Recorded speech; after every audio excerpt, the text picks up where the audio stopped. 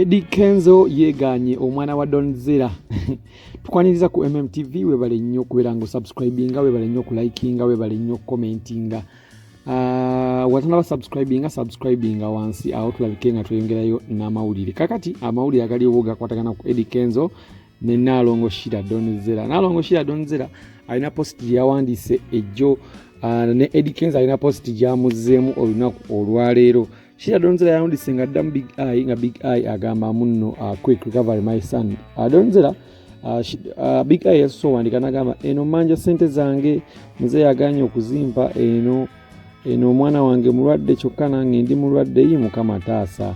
Donzera n'amugamba dear Big Eye respect my son's condition banja ssente z'omu ddembe don't ever use my son as your go escape. I don't talk to you. I have never talked to you in years and you have never given me any single shillings for my son since he was born. So siraba lwaki obanjiza mu linnya ly'omwana wange mu mbeera gy'alimu bakusasule. Njagala nnyo okusigala mu ddembe lyange ne famire yange. Get well Brighton Diamond Musuuza. Ekyali kiraga nti omwana amuwadde oba nga bwetwakuletera no story nti omwana wa Donzera agamba omwana wa Eddie Kenzo. So Eddie Kenzo avuddeyo n'awandiika post mpanvu nnyo n'agamba omwana oyo si wuwe. Era awandise n'agamba agambye I have seen many people on social media sharing these pictures nga babigasse. I don't know what you are trying to mean. Brighton mutabani wa muganda wange Big Eye and my sister Donzera. Abantu bano baganda bange ddala saagala muntabule nabo because I know them for a long time. Nze nina abaana bangi bendabirira era nga mbayita baana bange era mbaagala nnyo, but I have only 2 biological children. That is Maya and Amal. Mukama bw'aliba ampadde omwana omulala I'll be telling you people. Era nga bwe nabagamba Maya ne Amal. I can't hide my kids kubanga ekya muganda wange the late Paul Kafero kyamutuukako oba kyandeetera ekyokuyiga. I come from a family of 5 people.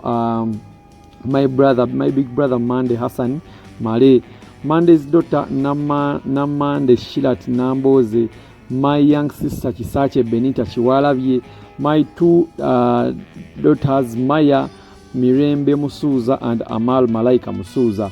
Then me Edrisa Musuuza Nkonge Chiwalabye. We are 5 from our father's side nga Katinga Omugenzi Haman Chiwalabye. Kirabika kirabira era eyebase ebwala Masaka Buddu, and we don't know anyone else from his side. Yatugamba bafiira mu lutalo n'asigalawo yekka era n'ayingira amaje. Yali musirikale wabula yatugamba tusibuka Ssenyange Masaka Buddu.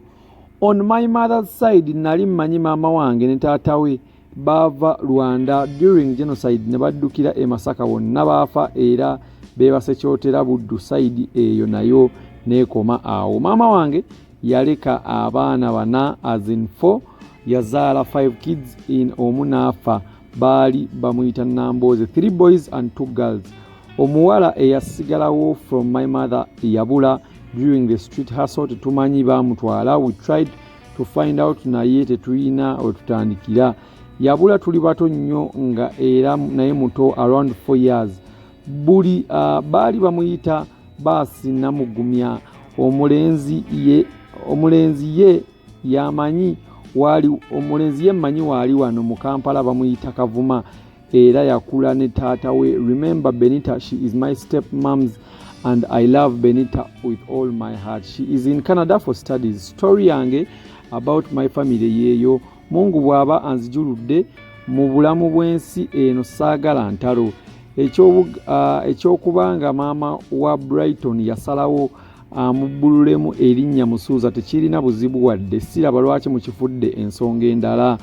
Nange nze Mandela inspired by my big brother Mande and Nelson Mandela. Shira bwaba erinnya Musuuza limunyumira, why not? We are one. Brighton is my good friend.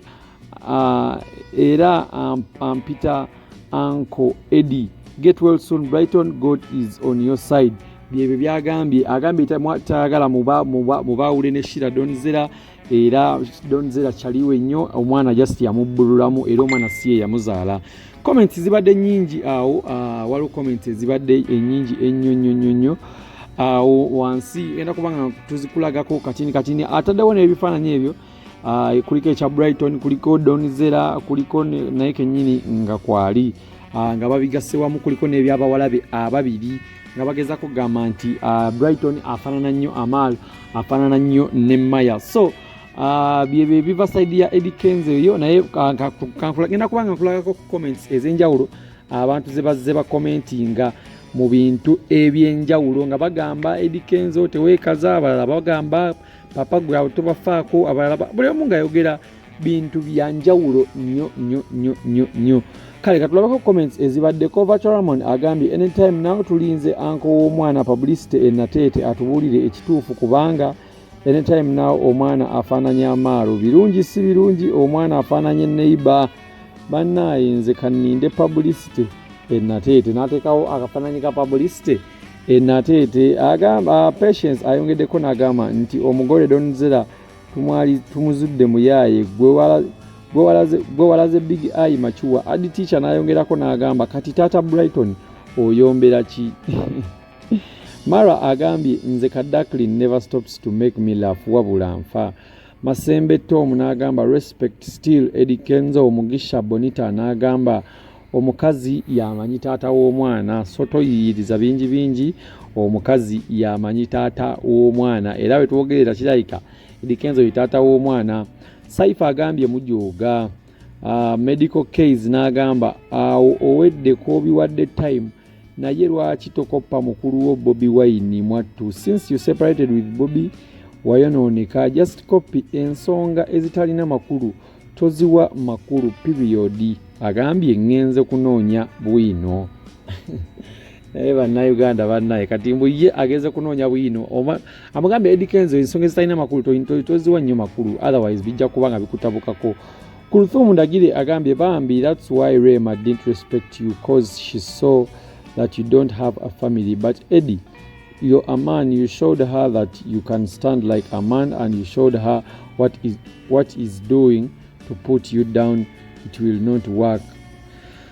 Anne agambye the beautiful flowers in the Musuza land n'ateekawo obufaananyi akafaananyi ka Maya n'ateekawo n'akafaananyi ka Amal n'agamba beebo abawala ababiri abava sayidi yeeyo ewa Musuza. Kale katukwongere wano ne comments mpola naye nga webale kwekumira nnyo ku MMTV, webale nnyo kubeera nga osubscribinga, webale nnyo kubeera nga ate olikinga, webale kwekumirako ku MMTV. Tukwagala nnyo ge amawulire agava esayidi yeeyo, so tugenda kuba tukuletera amawulire gonna. Katusembyeyo naye Fiona agambye but I see no problem with anyone naming the kid Musuza. Maybe it's out of love as a fan because I'll also have a son in future and name him Kyagulanyi. Not because he will be the father, but out of love I have for my future or the next president.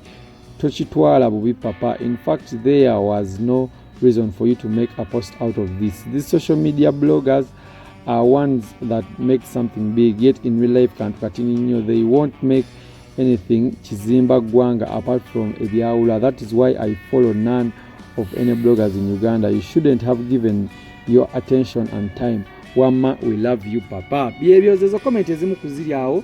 So byeyembeera eri kuside ya Eddie Kenzo. So subscribing awansi tulabike nga tweyongererayo dala n'amawulire. Webale nnyo kubeera nga wekumira ku MMTV. Allow me say bye bye for now. Nkolekere comments zino obeere nga oziyitamu mpola ekiva ku side ya Eddie Kenzo. Bye bye for now.